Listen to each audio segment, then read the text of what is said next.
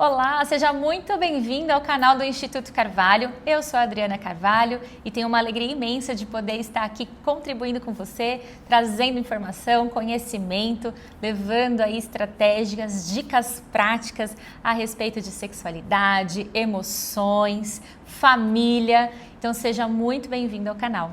Hoje, em especial, nós estamos aqui com um vídeo falando um pouquinho sobre o Setembro Amarelo e para isso eu trouxe uma convidada muito especial, que é Thalita Molinari. Ela é psicóloga, neuropsicóloga. Seja muito bem-vinda, Thali. Obrigada. E hoje a gente vai bater um papo muito legal aqui sobre depressão, ansiedade, suicídio, voltado aí para a infância e para a adolescência. Thalita, seja bem-vinda. Eu queria que você se apresentasse. Obrigada.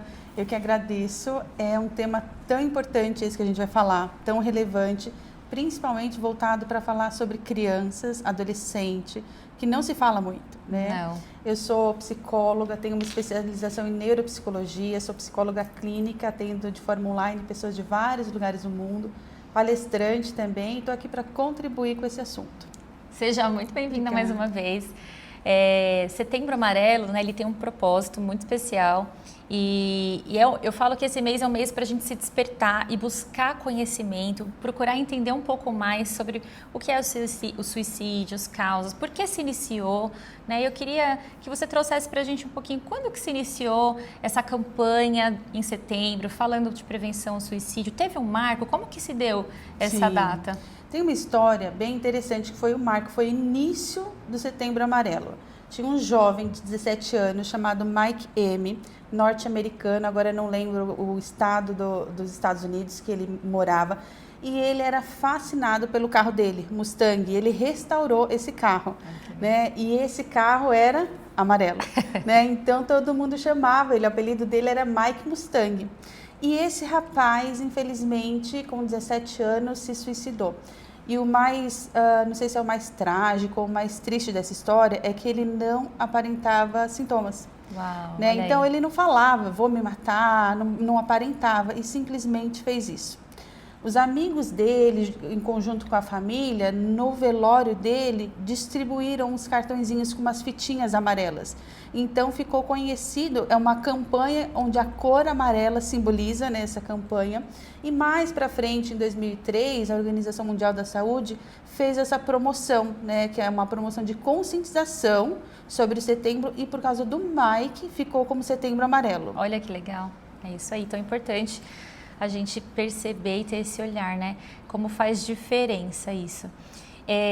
Eu trabalho muito com a infância, né? Com adolescentes, trabalho muito com as famílias. E uma coisa que eu tenho percebido muito é que existe ainda um grande tabu em relação a isso, a depressão, ansiedade, suicídio e questões de doenças mentais quando se trata de criança e de adolescente. Quando a gente fala, por exemplo, de uma campanha como essa de prevenção ao suicídio, nunca se para pensar numa criança e no adolescente, né? E a gente vê que se iniciou por ser um adolescente tirando sua própria vida, né? E quanta coisa não passa na cabeça. O que levou esse menino a cometer um suicídio? Mas aí eu queria entender. Eu ouço muito assim, criança é criança não sente nada, né? E aí a gente acaba também não dando muito ouvido para aquilo que as crianças sentem. E às vezes a gente nem se preocupa em ensinar as crianças a expressarem as emoções. Aí a gente tem também, né? Eu ouço muito aquela rotulação para o adolescente, né? Adolescente é a fase da aborrecência. Tem motivo? Não lava uma louça, não é assim? É assim mesmo. Não limpa uma casa, não trabalha, só estuda e aí vem falar que está com tristeza profunda?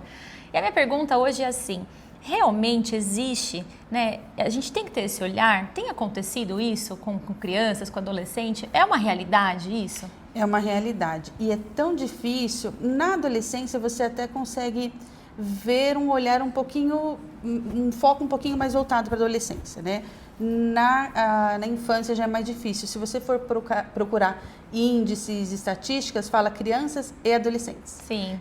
Mas existe, sim, são várias as causas, só que não tem esse olhar. Se você for pensar mais profundamente, antigamente não tinha nenhum olhar para a infância como tem hoje. Né? O Estatuto ECA da Criança e Adolescente surgiu há poucos anos. Sim. Antes, a criança, o que era? Era um pequeno adulto. Exatamente. Né? Então, ainda bem que está tendo um olhar maior para a criança, para a infância, para a necessidade, para as emoções, entender o que são as emoções, a criança se entender.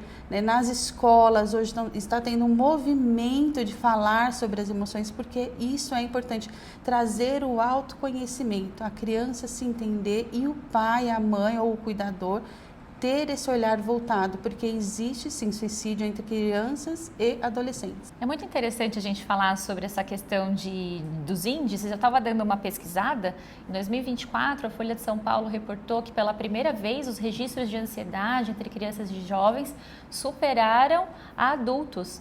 Né? E muitos das taxas de suicídio mesmo não são registradas, então hoje não se tem um índice assim muito preciso, porque muitas vezes os pais não aceitam que a criança e o adolescente cometeu um suicídio. Então não tem registros claros sobre isso, mas há um alerta, né, de uma crise de saúde mental entre jovens, adolescentes.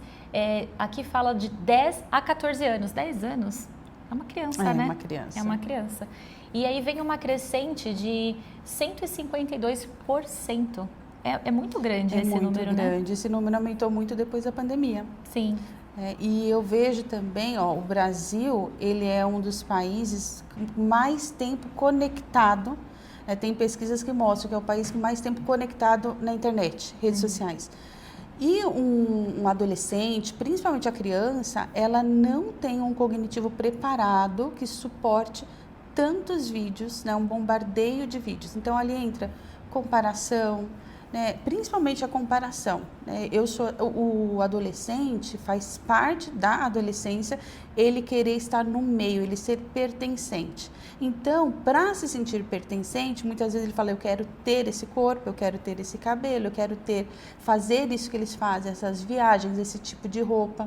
Né? E isso aí gera uma ansiedade, fora outras coisas que geram no cérebro da criança e do adolescente passar muito tempo conectado nas redes. Então, a gente pode entender que hoje o excesso de uso de telas, de crianças já muito cedo conectadas aí nas redes sociais, tem impactado de uma forma muito negativa a parte emocional delas. Muito. Tem estudos que mostram que impactam até em relação à alimentação, obesidade, ou ao contrário, a criança não querer comer, interfere em muita coisa, né?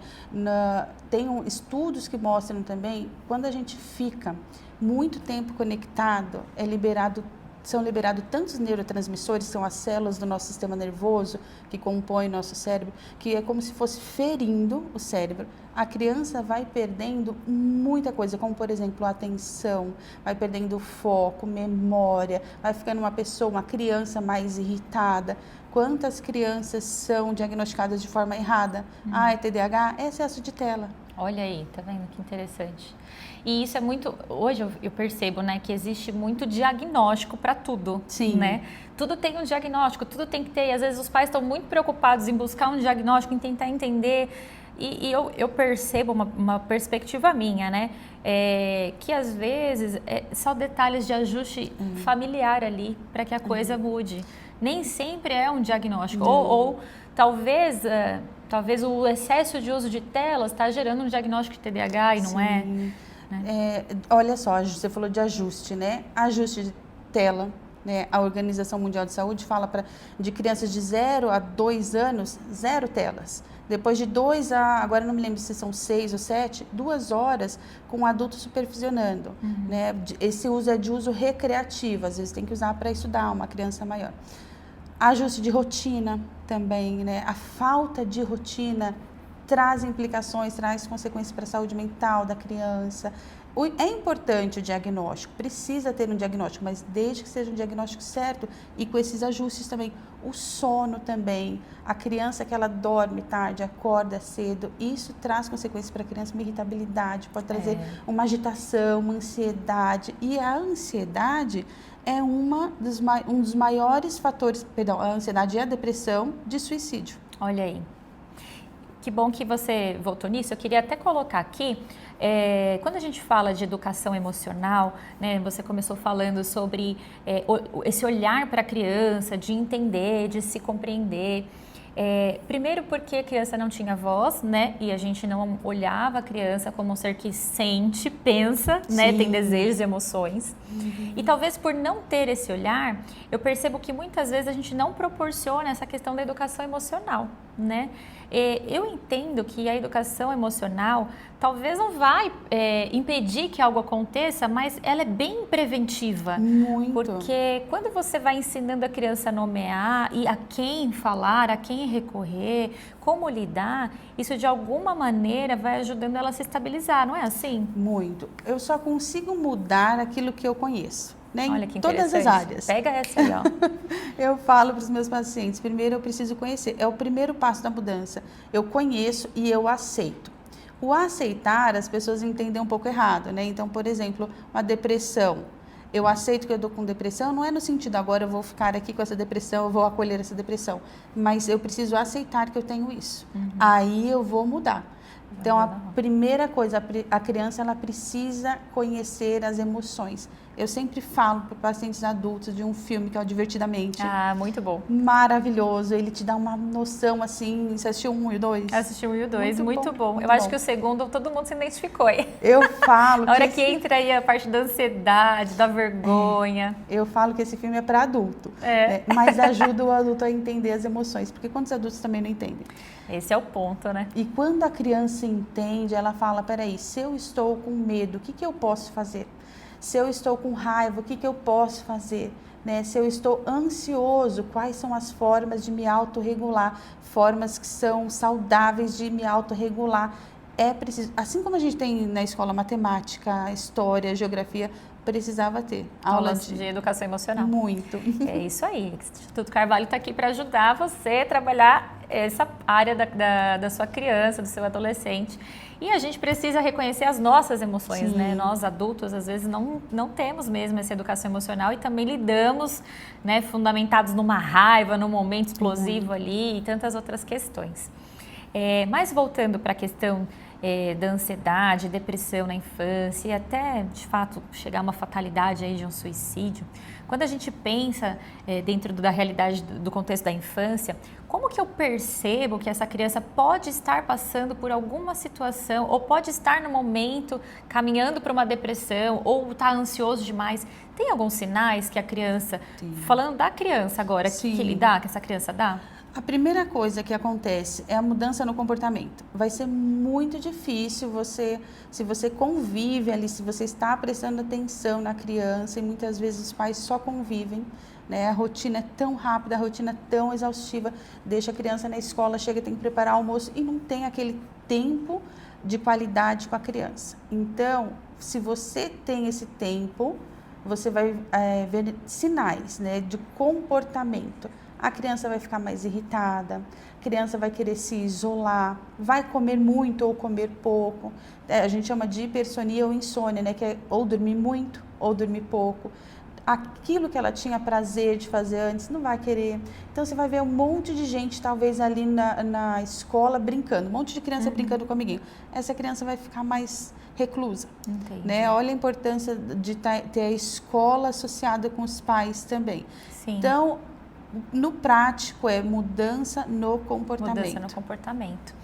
E aí, quando de repente o pai identifica, poxa, meu filho mudou o comportamento, não quer dizer que ele está com depressão, né? Ou está passando por um momento. Sinais de alerta. Sinais de alerta. O que seria, né? Como você lidar se de repente o seu filho está te dando alguns sinais? O que um pai ou um responsável de ordem prática poderia fazer para investigar se tem alguma coisa ali?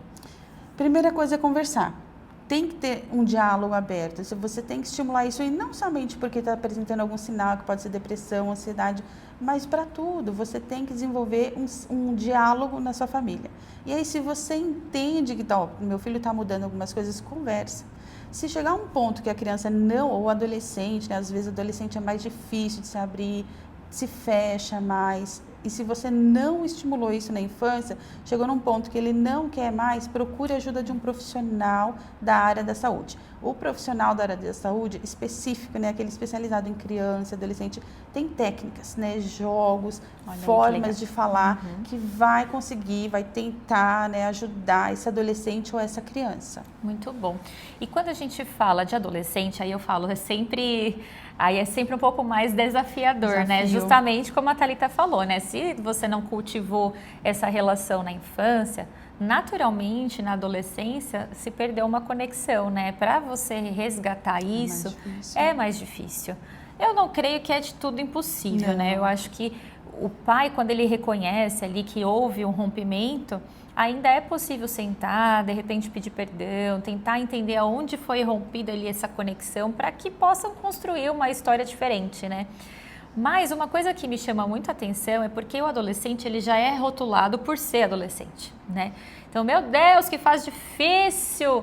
A adolescente está naquela fase da aborrecência, tudo reclama, bate a porta do quarto, ele já vive num isolamento que é pertinente ali à fase que ele está vivendo. Ainda mais conectado agora, né? Mais conectado. Como é que eu identifico na fase adolescente que está assim, excedeu uma normalidade? Como perceber isso? Tem alguma coisa assim? Tem que conhecer, né? Eu vou falar que eu sei que tem cuidadores, tio, avó, mas eu vou me referir aqui pais e mães, né? Tem que conhecer o filho. Muitos adolescentes causam automutilação, né? E aí o que eles fazem? É roupa comprida, dá um calor, mas roupa comprida aqui. É normal essa fase, é uma fase de mudança, é uma fase de adaptação. Tem uma parte, eu sempre gosto de falar isso para que as pessoas entendam, tem uma parte do nosso cérebro, que é essa parte aqui da frente, que chama córtex pré-frontal, que ela não está formada ainda. É como se fosse, não é isso, mas como se fosse uma deficiência da pessoa, né? Não estou pronto ainda. E essa parte do cérebro, ela é importante por várias áreas, principalmente a tomada de decisão, aquela tomada de decisão de forma assertiva, né? E do adolescente não está formado. E aí o que ele faz? É como se fosse uma muleta. Imagina que eu não tenho uma perna, eu vou me apoiar mais na outra perna. O adolescente, ele se apoia em uma outra parte do cérebro, que é uma parte mais emocional, que é o sistema límbico. Então, por isso que ele é impulsivo, faz parte da adolescência, a impulsividade, tantas outras coisas que são fatores emocionais. Porém, como saber se excede ou não? Conhecendo o seu filho. Por exemplo, é natural que o filho queira fazer algumas coisas de forma impulsiva, isso não significa nem tudo que é natural, eu vou permitir, né? Eu vou entender que é da natureza, é natural, mas eu como pai, como cuidador, vou ver como que eu vou reagir para ajudá-lo, para ensiná-lo, para colocar limites. Mas aí se esse adolescente, por exemplo, começa a se isolar muito, não quer sair. Ou se ele gostava muito, nossa, eu gosto muito de, o que adolescente gosta? De andar de skate. Não quero mais, não sinto mais prazer. Esses são pequenos sinais de alerta. Voltando aqui, focando, né, na depressão. Para se diagnosticar a depressão, precisa ser um humor deprimido. Então, opa, meu filho está muito triste, muito isolado por mais de 2 semanas. Tem alteração no sono, alteração na alimentação. E aquilo que ele gostava de fazer não gosta mais. Isso caracteriza, então, se ele passou por isso, é uma depressão? Não, mas é um sinal de alerta. E eu não vou esperar meses e meses até que meu filho entre numa depressão profunda. Eu vou conversar, né? Às vezes o adolescente, ele se abre com outros amigos. Então, é entender, chamar esses amigos para perto, né? Conversar com esses amigos também. E também aqui fica um alerta, Adri, porque quantos amigos adolescentes às vezes se abrem para outros e falam, olha, não vejo mais sentido na vida.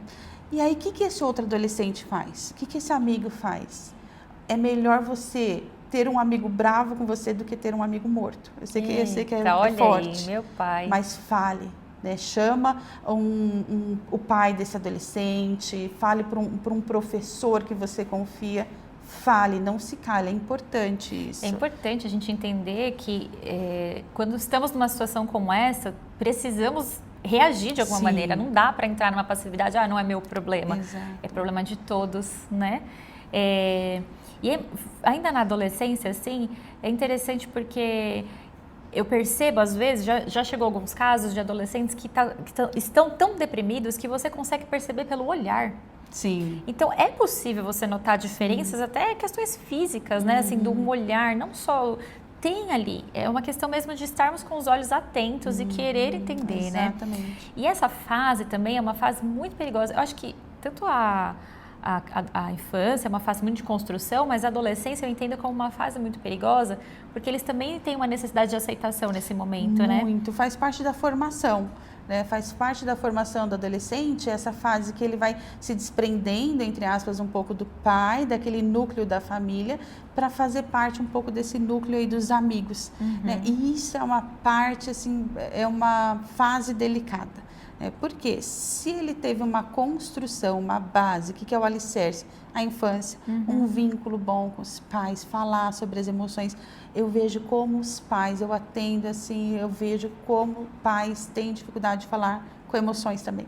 Sobre emoções, Muito. né? Sobre as próprias emoções, com os filhos, falar que erra, né? Pedir perdão, falar, olha, eu errei, né? Eu fiquei nervosa, eu estava assustada, eu estava com medo. E você não vai falar sobre eu estava com, por exemplo, fui fazer uma entrevista de trabalho, estava com medo e desisti. Não, você tem que esperar, né? Você vai buscar ajuda para você esperar e falar, olha, eu estava com medo, normal, fiquei com medo, mas eu fui com medo, eu venci o medo. E aí a criança, o adolescente vai criando esse vínculo, porque quando a gente é vulnerável, o outro se vincula também. Isso é muito interessante, porque eu vivi isso dentro da minha casa, né, com os meus filhos. Eu tinha essa questão de, imagina, mostrar fraqueza, né? Parece que você perde em autoridade se você mostrar sua fragilidade para o seu filho.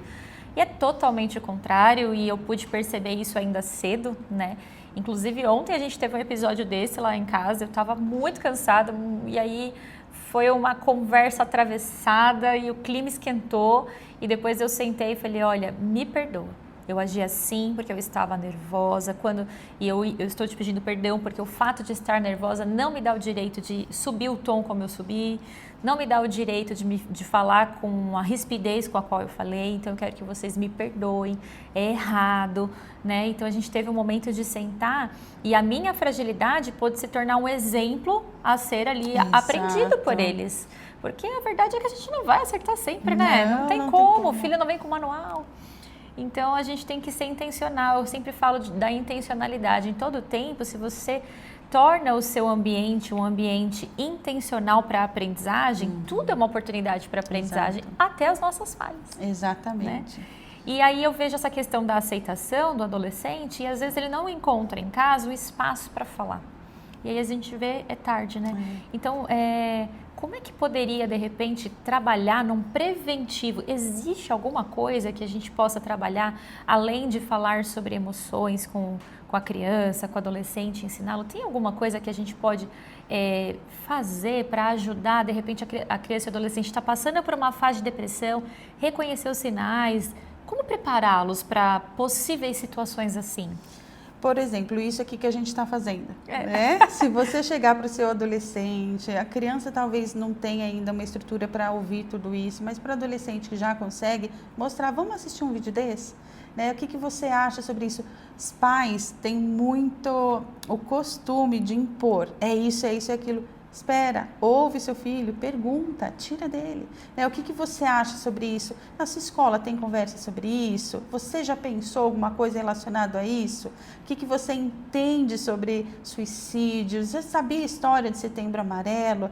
Você vai instigar ele a falar e você vai entender também o que está passando na cabeça dele. Né? Não só falar, é isso, é isso, é isso. E muitas vezes os pais trazem aquele peso, né? Aquela cobrança, e eles já estão em uma fase de cobrança. Aí vai entrando ali perto dos 17, 18 anos, que é a fase de vestibular, é decidir uma carreira para o resto da vida.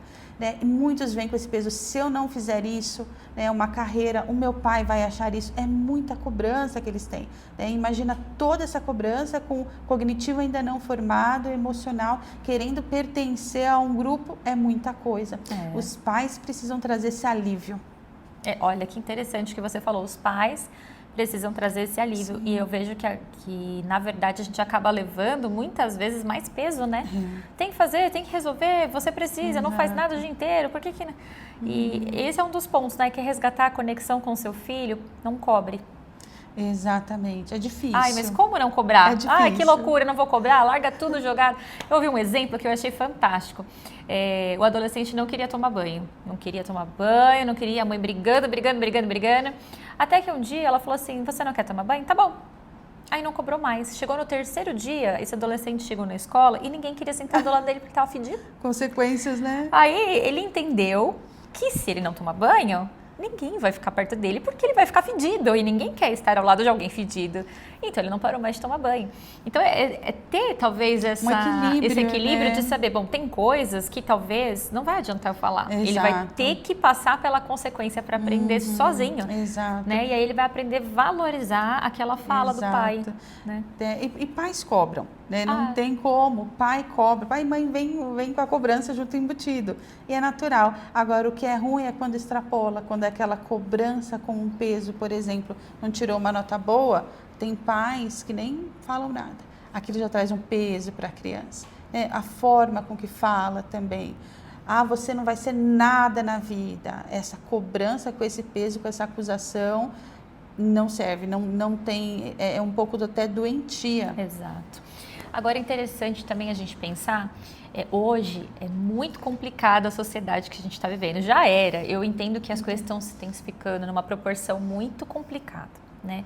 E uma coisa que eu vejo também, que até leva essa criança e adolescente nos pensamentos mais pensamentos não, mas naquela sensação mais tristeza, caminhando para uma ansiedade, para uma depressão, quando está sofrendo bullying na escola. Né? E é muito triste às vezes, porque eu recebo às vezes adolescentes e crianças que estão sofrendo bullying na escola, mas elas não conseguem verbalizar isso dentro de casa. Elas não conseguem se expressar. E aí vai consumindo aquilo, né? Vai consumindo internamente e fica aquela bagunça até o ponto que essa criança sente que ela não é pertencente a lugar nenhum, esse adolescente não é pertencente a lugar nenhum.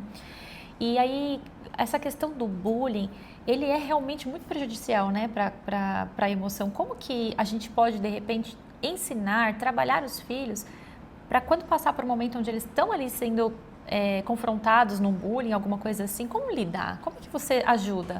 É um tema bem delicado e olha só, a criança, quando ela nasce, ela não olha para ela com um aninho e fala assim, nossa, minha barriga está cheia de celulite, e criancinha tem, né?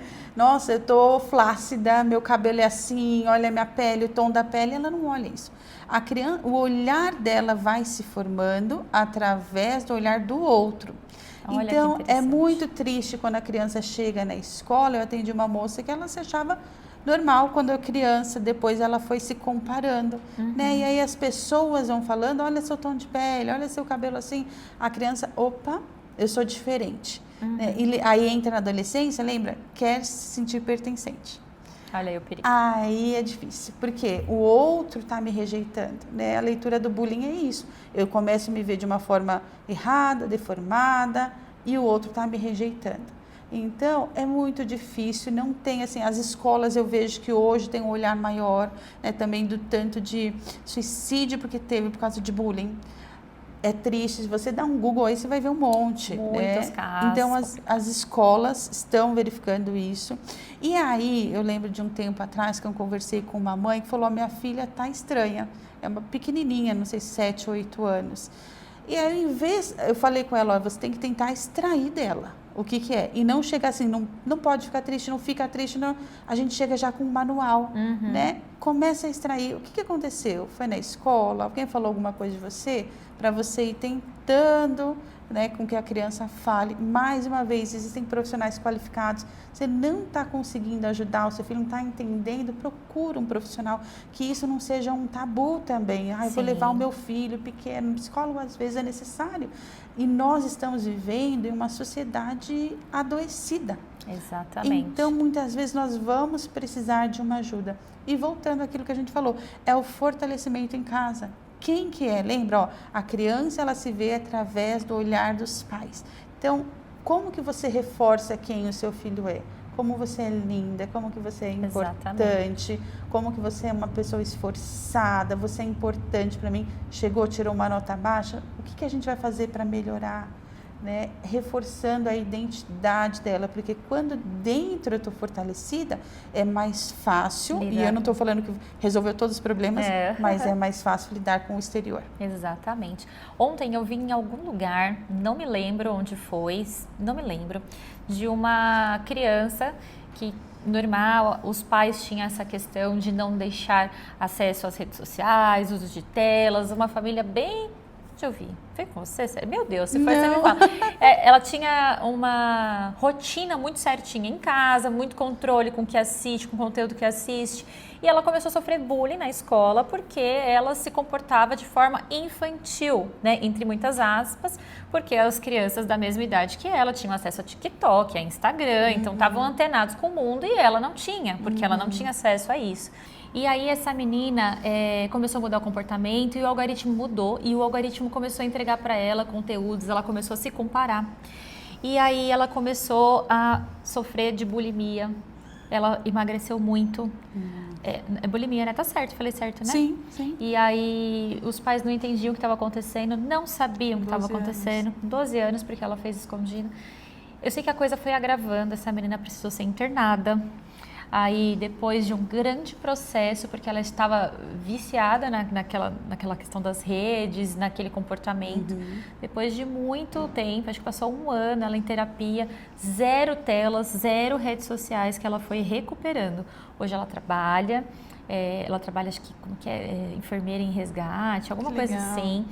E ela tá bem, só que ainda em observação, ainda com esse cuidado, porque você vê que a coisa é grave, porque você tem uma distorção da sua autoimagem, é tão grave isso. Então, uma das coisas que eu percebo é que essa distorção da autoimagem vem muito da comparação da rede social. Eu acho que quando você não tem uma boa formação na educação emocional, você não consegue também ter como lidar com o que vem externo. Você acaba sendo como fala? Você é o seu meio, né? Exato. Então, se eu estou sendo formada ali no meio de pessoas que são extremamente vaidosas, tem aquela coisa do corpo e tudo mais, eu vou me tornar um produto desse meio. Sim. Então, tudo isso influencia, né? Eu entendo que a criança, o adolescente precisa ter maturidade emocional para poder ter acesso à rede social. Porque senão as consequências são essas, uma ansiedade enorme, comparação, brincadeiras, bullying, envolvido em bullying. E aí acaba gerando depressão, ansiedade e às vezes a gente acaba vendo aí o suicídio em si, né? Sim. Então essa questão de autoimagem é muito complicado. Por isso eu entendo e reforço o que você fala, que nós precisamos abordar os nossos filhos em casa, reforçando essa questão de quem eles são. Né? Às vezes fala, meu filho é desobediente, é bagunceiro. Não, eu vou falar, olha, eu falo para os meus filhos, vocês são criança em treinamento. Às vezes o meu filho fala assim, eu sou... Como foi? Eu sou... burro, não foi burro a palavra que ele usou? Eu não lembro qual foi a palavra que ele usou. Como foi, gente? Tolo. A gente estava falando sobre o tolo e o que significava ser tolo. Ele falou, eu sou muito tolo mesmo, porque ele estava bravo. Eu falei, você não é tolo, você é uma criança em treinamento, você está aprendendo. Agora, se você for um adulto com essa atitude, você vai ser tolo. Aí ele ficou olhando na minha cara assim, você ainda não é. Está em treinamento. Escolha, né? Fico olhando. Então, a gente precisa entender que os filhos, né, os nossos filhos, independente da idade, até chegar à maturidade, né, eles são crianças em treinamento. Exato. E a gente precisa saber que eu vou treiná-los. Então, eu sempre falo, olha, você vai ter o celular quando eu ver em você maturidade, você ter responsabilidade. Para a gente conquistar as coisas na vida, a gente precisa ter responsabilidade, né? Então, se não consegue ajudar numa função em casa, não vai ter acesso. Por que, mas você é radical? É porque eu entendo que isso é uma prevenção. O que você pensa sobre? Eu acho que é uma prevenção, eu entendo que é uma prevenção. Eu só fico, por exemplo, essa menina, né, eu não conhecia a história, estou ouvindo agora. Talvez ela teve uma curiosidade e aí o que aconteceu? Por não ter acesso, Exato, pegou escondido. Foi por um caminho contrário, né? Então, a gente tem que tomar muito cuidado com os extremos, tudo que é fora de equilíbrio. Eu não vou dar um tablet para uma criança e deixar uma rede social. Você pode falar nome de rede social aqui? Ou melhor não, né? Não, pode falar. Por exemplo, o TikTok, né? Não vou deixar ali para uma criança. Ela não tem maturidade para isso. Mas aí ela tá vendo na escola. Pega você e fala, vamos ver o que é isso aqui, TikTok, tá vendo? Tem coisas que não é para sua idade, explica o porquê, faz ele ter uma consciência. Vai aceitar de primeira? Não. E aí você vai ter que se impor. Exatamente. Mas assim, não olhe, não tem acesso a nada, né? Nada que está ligado. Não, mostra. Fala para ele, isso aqui não é para sua idade. Quando você vai fazer o cadastro em algumas redes sociais, ele fala lá qual idade tem que ter. Mostra para o seu filho isso. Talvez essa curiosidade dela, não sei se foi algo muito extremo de não poder ver. Eu né? entendi que sim, né? Os pais foram super protetores, mas aí foi para o lado oposto. Né? E fato e verdade, crianças são curiosas. Exato. Então o que a gente precisa é sanar a curiosidade, porque é só o que eles querem. Exatamente. Agora tem coisas ali que não tem como, tem que ser radical. Né? Tem vários conteúdos que têm uma indução para pornografia. Você não vai deixar, né? Hoje em dia está sendo tão falado sexualização, não vai deixar a criança ter acesso a isso. É você dar uma arma para uma criança. Exatamente. É prevenção. Então sim, a gente precisa olhar essa questão do que eles estão assistindo, do que está sendo consumido, quais são as conversas que está tendo. Né? Inclusive, essa questão de prevenção ao abuso é muito sério e a base da prevenção é o conhecimento das suas emoções para você até entender o que você está sentindo e saber identificar um possível abuso. Exato. E também é uma causa de depressão e que leva, às vezes, até ao próprio suicídio, né? Por isso é tão importante. Então, como é importante a gente reforçar do jeito correto, né? Falar para o filho quem ele é, o valor que ele tem, para que ele sinta que ele é pertencente. E a gente estava falando de automutilação, existem casos de adolescentes que fazem automutilação em áreas do corpo que não tem como perceber. Sim. Então, às vezes a gente está pensando, cortou o braço, que é o mais comum, né? Mas tem gente que corta a coxa, corta a virilha. E por que eles cortam? Tem. Qual é a explicação? Às vezes o adolescente está num sofrimento tão intenso, né, que ele quer algo para aliviar. Então, o que eu vou fazer? Quando a pessoa se corta, é uma estratégia, entenda, não é uma estratégia que tem que ser incentivada, não é a estratégia certa, mas é uma estratégia de regular, de lidar com aquela emoção tão intensa. Então, às vezes ele está pensando em se suicidar, mas ele não quer, ele está depressivo, ele está numa tristeza muito profunda. Quando a pessoa se corta, o corpo ele se organiza de tal forma que libera uma substância química como se fosse um analgésico.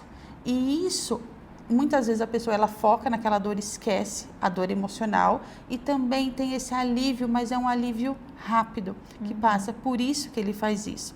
E tem estudos que mostram quando existe um transtorno chamado borderline, que quando a pessoa tem esse transtorno e ela se corta, ela sente prazer diferente de outras pessoas, né, que não tem esse transtorno, que tem aquela dor e uma parte do cérebro ligada à emoção intensa. Quando a pessoa não tem o borderline, ela intensifica mais. A pessoa que tem esse transtorno, olha a importância do diagnóstico, né?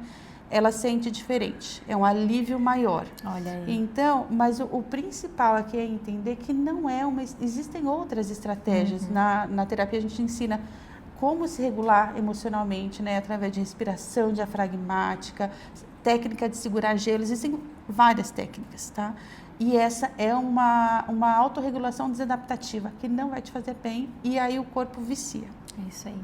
Agora, quando chega num ponto como esse, o ideal é já procurar uma ajuda, né? Sim, sim. Antes disso vai apresentar alguns sinais, geralmente. Exatamente, então mas procure. se de repente não percebeu, poxa, meu filho faz isso. Sim, procure ajuda. Não trate isso como uma frescura, não trate isso como uma brincadeira inocente. Ou somente quer chamar atenção. Muitas vezes mas mesmo assim, né? Não vai tratar isso, ele só quer chamar atenção. Lembra que eu falei assim, o adolescente, ele não tem o córtex pré-frontal formado, né? E aí ele se apoia no sistema límbico. E aí o que acontece? Que é um sistema emocional. Muitas vezes age por impulsividade. Então fala, eu vou me suicidar e faz.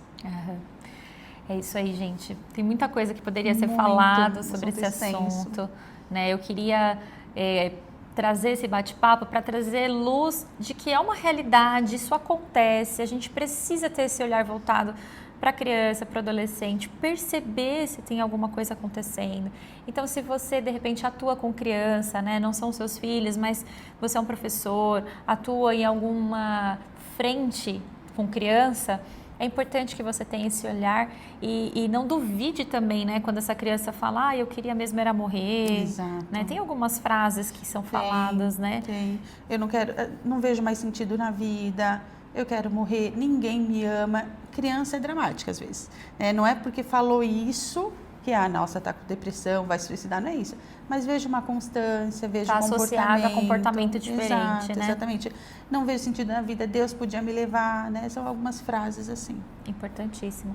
Então, tenha esse olhar. Se você entender que você precisa de ajuda, busque ajuda de um profissional. Né? Tem horas que a gente quer resolver sozinho, por achar que, mas e se eu levar e não estou conseguindo lidar, é um fracasso por ser mãe. Não, não é. Né? A gente precisa ir até o nosso limite. Exato. E aonde bateu no teto, eu vou buscar ajuda. Afinal de contas, Exatamente. é a vida de uma criança, de um adolescente. A gente tem que ter isso em mente, né? Exatamente. Se você pudesse deixar algum recado, alguma dica, alguma coisa pra gente... Entenda que depressão é uma doença, não é uma frescura. Quantas pessoas ainda hoje, a gente está em 2025, né? Ainda hoje, isso, né? Eu lido com pessoas que têm depressão, que vão falar com a rede, que seria uma rede de apoio. Isso não é nada. É só você escolher não sentir isso. Olha as frases, né? Isso aí já passa. Não, é algo sério, né? É uma doença. Tô incomodada o cabelo aqui, não precisa cortar não, pode deixar. É uma doença, né? E precisa ser tratada como tal. Muitas vezes tem que ter uma intervenção de medicamento. Então, não negligencie. E se você está passando por esse momento, está tendo uma ideação suicida, pensando que a morte vai ser o único caminho, não faça isso. Nós estamos aqui, o Instituto Carvalho está aqui, eu como profissional. Quantas pessoas estão aqui que podem te ajudar? Falar alivia, e principalmente se você está ouvindo isso daqui, se você é um adolescente e homem, que homem tem essa trava maior, né? Procure ajuda, fale, você vai ver como vai aliviar. Às vezes a gente não vê saída, mas a saída existe. Ela existe. Não deixe de procurar. Tem sim um outro caminho, né? Muito obrigada por ter ficado conosco até aqui. Obrigada, Thali, por esse bate-papo tão legal, tão rico. Teremos outros bate-papos assim. Tem muitas novidades para vir, mas eu quero muito te convidar, se você ainda não se inscreveu no canal, se inscreve, ativa lá o sino. Todas as vezes que a gente postar aqui um vídeo novo, um conteúdo novo, vai aparecer lá para você. Curte aqui, compartilha com um familiar, com um adolescente, com alguém que você percebeu que precisa ouvir, precisa ampliar aí um pouco o conhecimento nessa área. Compartilha esse vídeo. E estamos muito felizes de estar aqui. E eu digo, tem solução. Você que é pai, você que é mãe, olhe para o seu filho, olhe com intencionalidade. Os sinais estão lá. Se tiver alguma coisa acontecendo, você vai perceber, né? Não sinta-se constrangido. E eu sei que juntos vamos fazendo essa rede e vamos nos ajudando. Então, te convido a ficar conosco, não deixe de se inscrever aqui. Nos vemos no próximo vídeo. Espero ter você conosco aqui. Tchau, tchau, gente!